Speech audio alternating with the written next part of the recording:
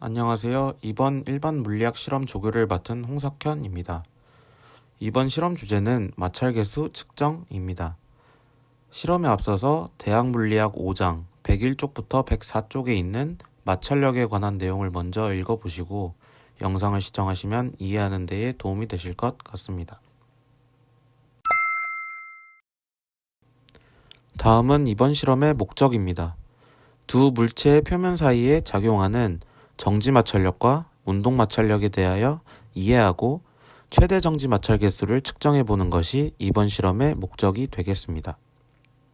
실험을 진행하기 전에 우리는 이 마찰력에 대한 개념을 그리고 추가적으로 정지 마찰력과 운동 마찰력이 정확히 무엇인지에 대하여 알아야 하는데 이 이론 부분에 대하여 간단히 설명드리고 실험을 진행해 보도록 하겠습니다. 먼저 실험에 관한 이론 부분입니다. 여러분 모두 마찰력이라는 말은 많이 들어보셨을 겁니다. 마찰력이란 접촉하고 있는 두 물체가 상대 운동을 하려고 하거나 상대 운동을 하고 있을 때 그 운동을 저지하는 방향으로 작용하는 힘을 말합니다. 간단히 말하자면 내가 어떤 물체를 움직이려 할 때 그 물체가 움직이려 하는 것을 방해하는 힘이라고도 할 수 있습니다. 마찰력은 크게 정지 마찰력과 운동 마찰력 이렇게 두 가지로 나누어 볼 수 있습니다. 정지 마찰력이란 외력이 작용하는 경우 두 고체면 사이 상대적인 움직임이 없도록 접촉면의 나란한 방향으로 두 고체면 사이에 작용하는 힘이라고 할 수 있으며 FS라고 표기해 줍니다. 여기서 S는 정지 마찰력, 스태틱 프릭션에서 스태틱의 S를 딴 것입니다. 밑에 나와 있는 그림과 같이 쓰레기통이 바닥면에 놓여 있다고 생각해 봅시다. 그리고 이 쓰레기통이 그림과 같이 오른쪽 방향으로 외력이 작용하고 있을 때 이 외력이 충분하지 않다면 그 쓰레기통은 움직이지 않을 것이며 이 정지하고 있는 쓰레기통에 작용하고 있는 마찰력은 정지 마찰력이라고 할 수 있습니다. 다음은 운동 마찰력입니다. 운동 마찰력은 접촉하고 있는 두 고체면 사이에 상대적인 움직임이 있는 경우 작용하는 마찰력입니다. 아까와 같이 쓰레기통에 외력이 작용하고 있다고 다시 생각해 봅시다. 이 쓰레기통에 작용하는 외력이 충분하지 않다면 쓰레기통은 움직이지 않고 쓰레기통에는 정지 마찰력이 작용하고 있다고 하였는데요. 하지만 이 외력이 충분히 세지게 된다면 이 쓰레기통은 외력이 작용하는 방향으로 움직이게 되겠죠. 이때 쓰레기통은 외력의 방향으로 움직이게 되며 이때 쓰레기통에 작용하는 힘은 운동 마찰력이라고 할 수 있습니다. 이 운동 마찰력은 FK라고 표기해주며 여기서 K는 키네틱 프릭션의 K를 따온 것입니다.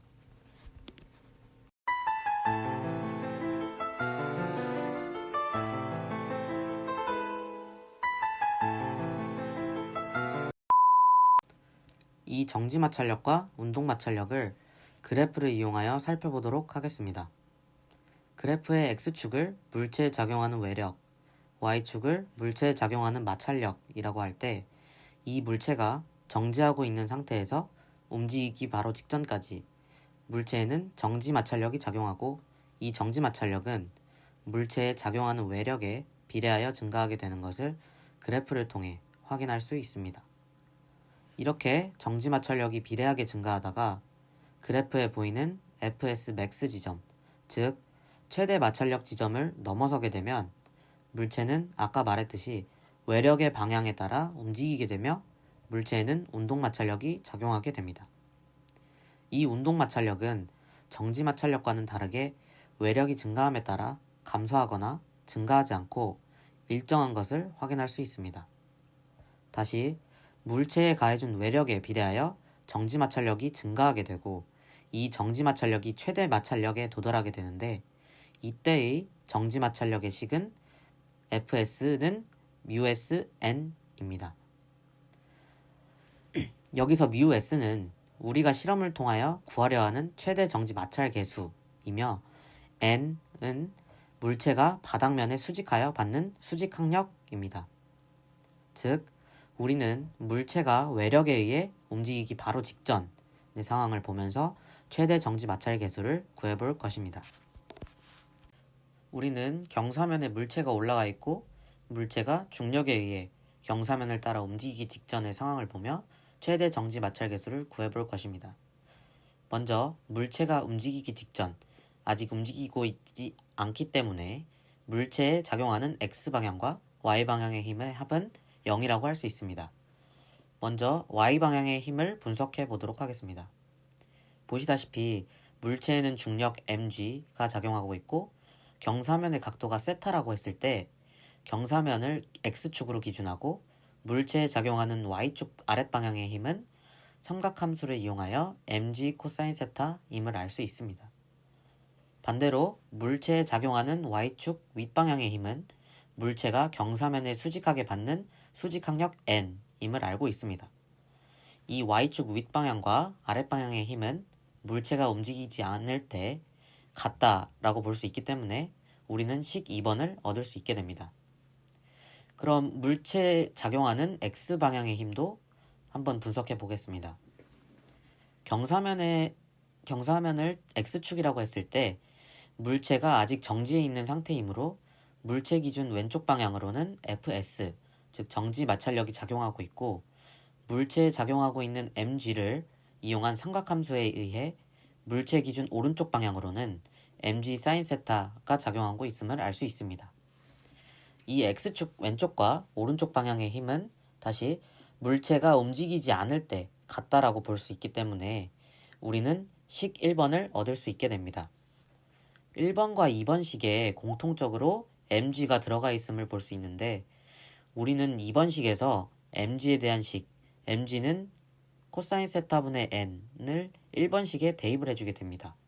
그렇게 된다면은 fs는 코사인 세타분의 n 사인 세타가 되고 코사인 세타분의 사인 세타는 탄젠트 세타이기 때문에 fs는 n 탄젠트 세타가 됩니다.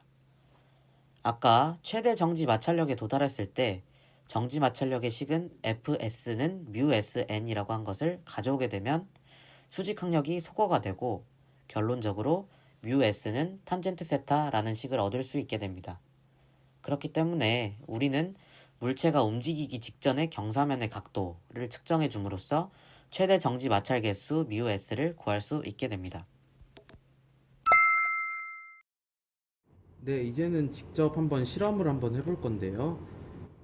이제 저희가 사용할 실험 도구는 첫 번째로 이렇게 경사면의 기울기를 조절할 수 있는 경사면과 이제 재질이 다른 세 가지 시료, 그리고 재질은 같지만 접촉 면적이 다른 나머지 세 가지 시료를 총 합하여 6가지 시료를 이용해서 실험을 진행할 거고요. 그리고 시료의 무게를 다르게 해줄 수 있는 무게추 세트가 이렇게 있습니다. 네, 실험하기에 앞서 먼저 해줘야 될 부분은 이 시료가 경사면을 따라 내려오게 될 건데요. 그 경사면을 따라 내려오게 되면서 이제 경사면에 기스가 날 수 있기 때문에 이런 종이를 이용해서 경사면에 설치해 주게 됩니다. 경사면에 설치해 주시고 종이가 움직이지 않게끔 스카치 테이프를 이용해서 이렇게 잘 고정해 주시면 됩니다. 네. 제 경사면에 종이까지 고정이 되어 있다면은 이제 다음으로 확인해야 될 부분이 이 경사면의 각도가 0도인지 수평에 맞게끔 0도인지 이 오른쪽에 있는 각도기와 실을 통해서 확인해 줍니다. 네, 이제 실험에 앞서서 또 이제 생각해야 될 부분이 이제 최대 정지 마찰 계수를 구하는 것도 중요하지만 이 최대 정지 마찰 계수에 변화를 줄 수 있는 요인이 무엇인지 한번 생각해 보도록 하면 좋겠습니다. 변화를 줄 수 있는 세 가지 요인을 생각해 보면은 이 시료의 재질 변화, 그리고 경사면과 접촉할 수 있는 접촉 면적의 차이를 주면서 실험을 해볼 것이고, 그리고 시료는 같지만 시료의 무게가 더 더해진다면 100g 200g 이런 식으로 무게가 더 더해진다면 그 최대 정지 마찰 계수가 변화가 어떻게 있는지 아니면 없는지 한번 생각해 보면서 실험을 진행해 보도록 하겠습니다. 이제 먼저 첫 번째로 진행할 실험은 이 넓은 면적을 이용하여 시료에 변화를 주면서 한번 측정해 볼 건데요. 저는 이제 처음에 이 알루미늄, 나무, 플라스틱 중에 이제 알루미늄을 먼저 사용하여 경사면에 이렇게 올려줄 겁니다. 경사면에 이렇게 올려주시고 이제 밑에 경사면에 있는 도르래를 시계 반대 방향으로 천천히 올려줍니다. 이게 도르래가 좀 뻑뻑할 수 있기 때문에 천천히 돌려줍니다. 세게 돌려주게 되면은 경사면에 이 경사 각도 이외에 진동과 힘이 가해질 수 있기 때문에 천천히 돌려주셔야 합니다. 천천히 돌려주시다 보면은 이 시료가 움직이는 시점이 발생하는데요.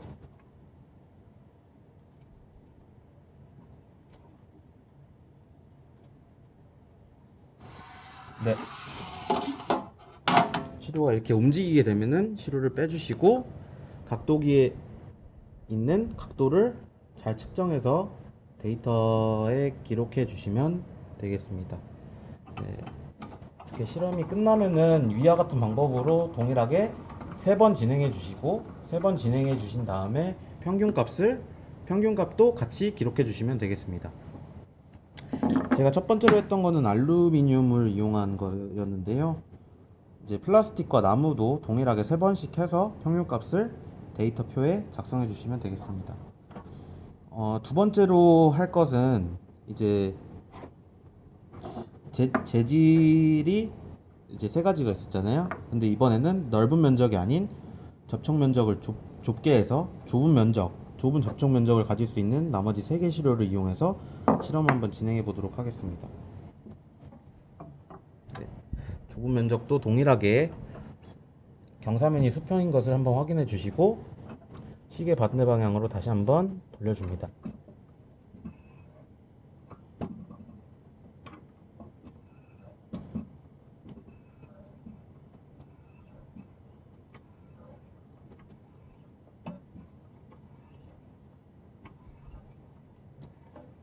동일하게 시료가 움직이는 시점을 잘 관찰하셔서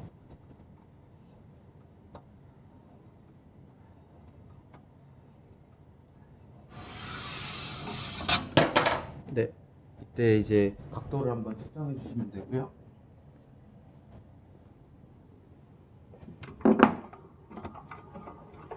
다시 수평으로 만들어 주신 다음에 동일하게 3번씩 진행해 주시면 됩니다. 이제 첫 번째로 알루미늄 했으니까 이번에도 플라스틱과 나무를 이용해서 3번씩 해주시고 평균값을 구해주시면 됩니다. 네, 이제 마지막으로 해볼 부분은 이제 넓은 면적이지만 이번에는 이제 무게추가 올라갔을 때 이제 처음에는 100g 올라갔을 때 그리고 두 번째로 200g 올라갔을 때 각각 3번씩 해주시고 또 평균값을 구해주시면 됩니다. 100g도 동일하게 이렇게 경사면에 올려주시고 시계 반대 방향으로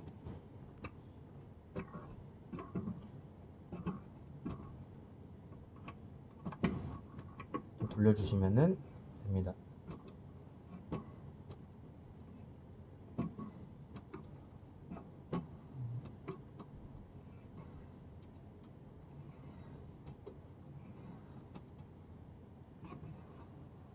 네, 이렇게 움직이는 시점이 생겼죠?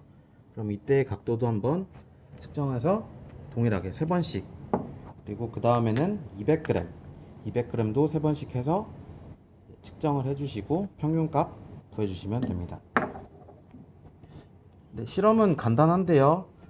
이렇게